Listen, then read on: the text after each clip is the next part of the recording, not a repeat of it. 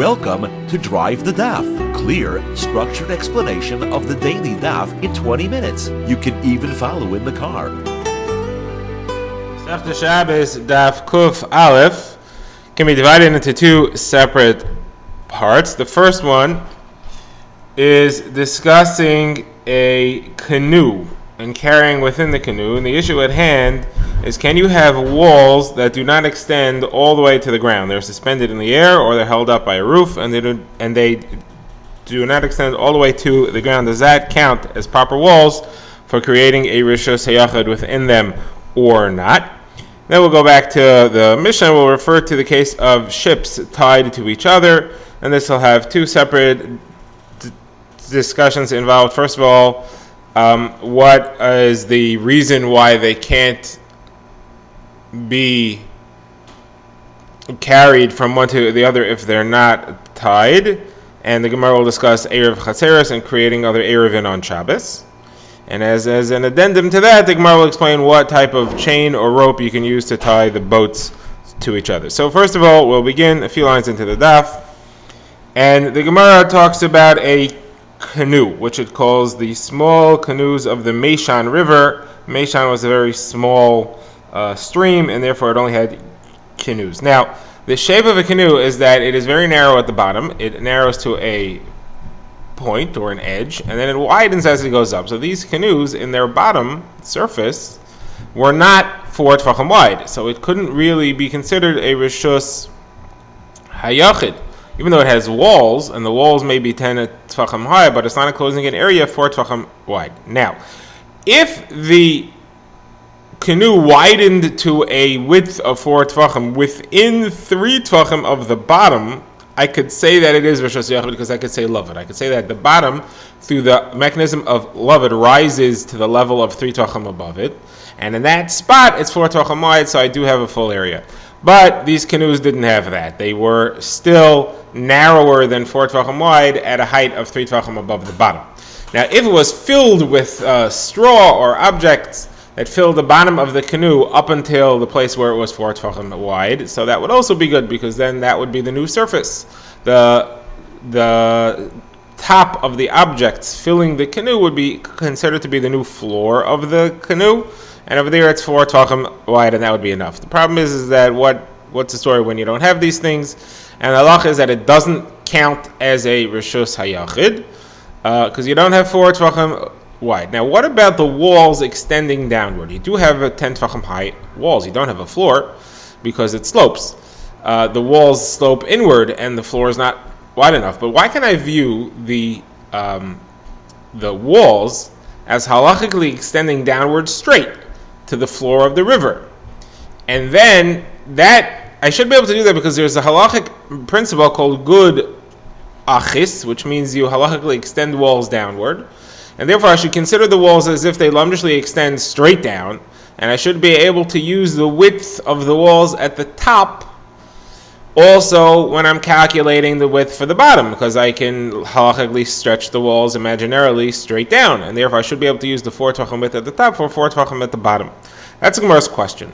In order to try to figure this out, the Gemara is going to go to two similar cases. One is which you have a basket perched at the top of a thin pole in Rosh Hashanah, and another is where you have a basket lying on top of a thick pillar in Rosh Hashanah. The question is, which of these two cases more accurately compares to the case of the canoe? And based on that, we'll try to figure out what halach here should be. So first of all, the Gemara wants to compare it to the case of the basket, which is perched atop the pole. And the pole is much narrower than the basket itself, but yet we have a brisa, which clearly says that Rabbi Yehuda says that it counts as a Rishus HaYachid. If you throw something from the Rishus HaRabim into the top of the basket, you violated an Isser Daraisa because it's a Rishus HaYachid. How so? The walls of the basket are viewed as if they extend all the way down to the ground. So the Gemara says that's true, but that's only Rabbi Yehuda's opinion, and the Rabbanan argue. And therefore, if you compare it to that case, you've proved your halacha is wrong. The Rabbanan argue, and the walls do not extend down in that case. So the Gemara says, okay, but there's a different case where the Rabbanan agree, and that's if you have the basket on top of a thick pillar in Rosh Hashanah, even if, now listen to this, even if the pillar slopes downward and it narrows near the bottom, and at the bottom it's not 3 tefachim wide. It's not 4 tefachim wide. The top is 4 tefachim wide, the top of the pillar is, but the bottom of the pillar is not 3 tefachim wide. It's narrower at the bottom. As a matter of fact, it's narrow in the bottom 3 tefachim, and all of them are not a full 4 tefachim wide. So in a case like that, you would need to extend the walls downward to be able to make the top of the pillar or a basket on the top of it into a rishus hayachid. And the halacha is that we do that, and nobody argues. The Rabbanan do not argue. Everybody agrees that counts as a rishus hayachid. So we should say the same thing in the case of the canoe. So the Gemara says, what is the difference between the two cases, and which one does the canoe case compare to? The Gemara says the difference is, can a goat walk through those imaginary walls? Anything that an animal could walk through can't count as a wall. So the Gemara says, in the case of the basket perched atop the pole, the goats walk around right next to the pole, and they're walking right through your imaginary walls that extend downward from the basket. However, in the case of the pillar, because the pillar is wide, the goats aren't going to walk there. They can only walk through those walls if they rub up right against the pillar itself.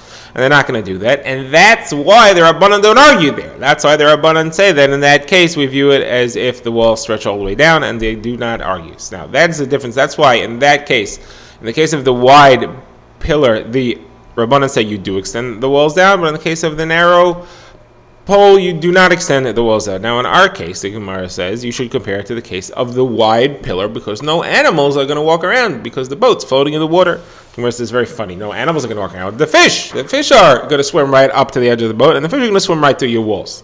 You need the walls to stretch all the way down to the bottom of the sea floor, the river floor. The Gemara says fish don't count. You don't see fish, and therefore fish don't count. The fact that they swim through the wall doesn't mean that there's no wall there halachically. And the Gemara says I'll prove it to you, because we know that it's forbidden to draw water from a carmelis into your rishos yachid unless you have walls. Now those walls can be suspended in the air, like we saw on the daf yesterday in the case of the ship that sails in fresh water, or if you have a pool of water in the yard, you're allowed to draw water. If you have walls extending from a hole in your porch, you're allowed to do that.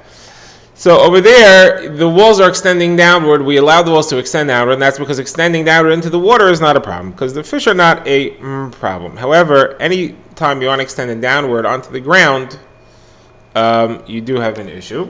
Except in the case of the wide pillar where the goats won't walk right up to and rub against the pillar. Now, this is the end of the Gemara's discussion here, and the Gemara seems to conclude that the case of the canoe, you would be able to extend the walls downward, and that would be okay.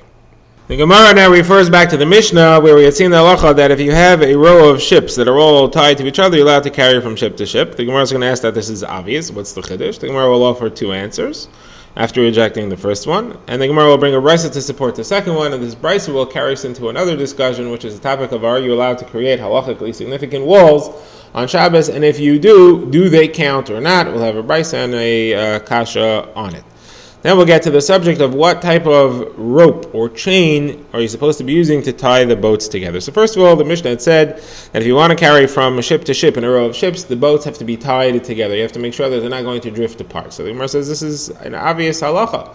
If the boats are tied together, why would I think you can't carry from one to the next? The Gemara is assuming that the boats now all belong to the same person. The halacha is if you have two rishus hayachids that are near each other, right next to each other, or joining each other, you're only allowed to carry from one to the other if they belong to the same person, or if you made an erev chatzeris, which halachically makes them considered as if they belong to the same conglomerate.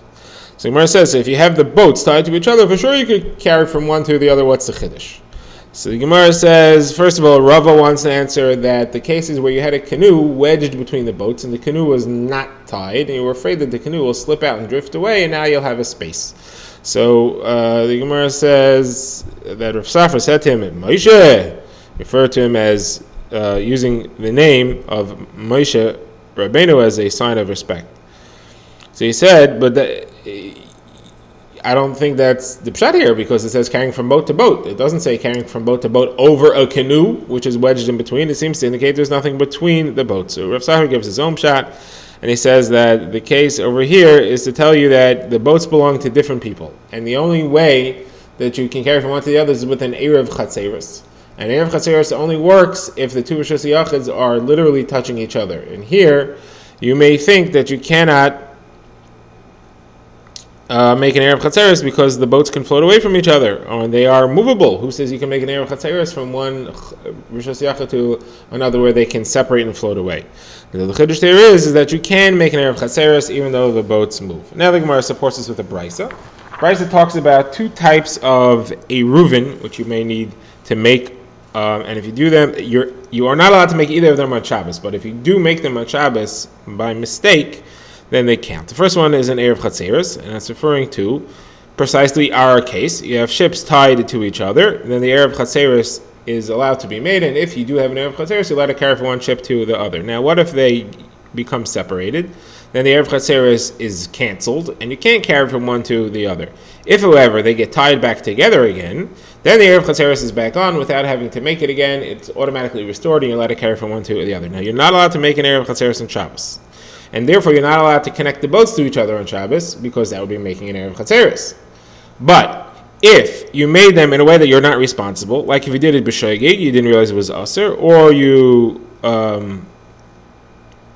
did it where you were forced to do it because of someone, or you were tending to tie something else and you tied this, or even if you did it b'mezid, you did this on purpose, you willingly knew what you were doing, then in all these cases, the Erev is enforced and it works. Okay. Now the second half of the Brisa refers to if you made an Erev, meaning you made walls. So the Brisa says if you hung mats in a Rishos Rabim, or possibly Carmelis, depends on Rishonim, and those mats create walls, then you're allowed to carry within the walls. Now if the mats get removed or rolled up, and you no longer have the walls, then you can't carry anymore because it's back being a Rishos Rabim, or whatever it was. Now, if the mats are then restored, so you've just created an Erev, so you're allowed to carry, again, it goes back to being an Erev. However, you're not allowed to put halachic walls upon Shabbos, and therefore you should not have been doing that, but it does work if you did it b'shoigeg, b'mezid, anusim, or mutin. You did it deliberately or accidentally, you didn't realize it was us, or you were trying to do something else, and these were all created. Why? So Bryce says because any wall which you made on Shabbos, whether you did it b'shoigeg or b'mezid, on purpose or by accident, it still counts, and it has the halachic status of a wall for Hilchos Shabbos. Now the Gemara asks that it's not true. We have a statement of Rav Nachman that says that if you put up walls on Shabbos and you make an Erev, you make a Rishos HaYachid by constructing the walls. You weren't allowed to do that. And it only makes things worse for you, that if you throw an object into there from Rishos HaRabim, you violated Hilchos Shabbos because you transferred from Rishos HaRabim to Rishos HaYachid. But you can't carry within those walls. It doesn't count as an Erev to make you a Kula, a more lenient halacha that you're allowed to carry within them. So how could this Brisa say one way that the walls do count, and Rav Nachman says the walls do not count? Says Rav Nachman was talking about where you put up the walls on purpose. The Brisa was talking about where you put up the walls by mistake, or b'shoigeg you didn't realize that it was an Isser. Now the Brisa does say clearly that if you put it up b'mezid, it does count. The Gemara's understanding that the Brisa is saying that word where it says b'mezid is referring to the fact that it makes it worse, like Rav Nachman said, that you can't throw an object into there. But the other three, by accident, or if you were forced, or if you didn't realize what you were doing, those apply even the kula, those help you out to be able to carry within them. Now the Gemara discusses what type of chain or string you're allowed to use to tie them together, and the Gemara says, Shmuel says you could use just a thin string, it could even be the drawstring from your sweatshirt. So Gemara says, I don't understand the point of this. If it holds them together, so then for sure, and if it doesn't hold them together, so then it's not true, it doesn't count. What is the significance in telling me what kind of string I could use? If it holds, it holds, if it doesn't hold, it doesn't hold. Where it says Shmuel is coming to tell you that a halacha which you find elsewhere does not apply here. We have a halacha that if you have a ship that is anchored by means of a anchor chain of some sort to a house, and there's tumah in the house, that the tumah travels along the chain and it's matame the ship. Now that's only if it's a metal chain. If it's a cloth rope, then it's not matame, and the reason for that is that we have the pasuk describing tumah of a mace. It refers to halal cheref, a sword. Somebody felled by the sword. So that is made out of metal. So we learned from there that only metal objects can transfer tumah in that way. So this chain, which is transferring the tumah from the house to the ship, has to be metal chain. So Shmuel comes to tell you that here, in this case, where you're just trying to keep the boats together, you don't need a metal chain. You don't have that halacha. Anything which holds it together is enough. Even a thin string from your sweater. Okay, that's the end of Daf Kuf Aleph. I'll pick it up with Daf Kuf. Drive the Daf is a project of the Grand Woodlands Shul and is presented by Rabbi Yitzchak Landa. Find us on YouTube or subscribe to daily emails by emailing drivethedaf@gmail.com.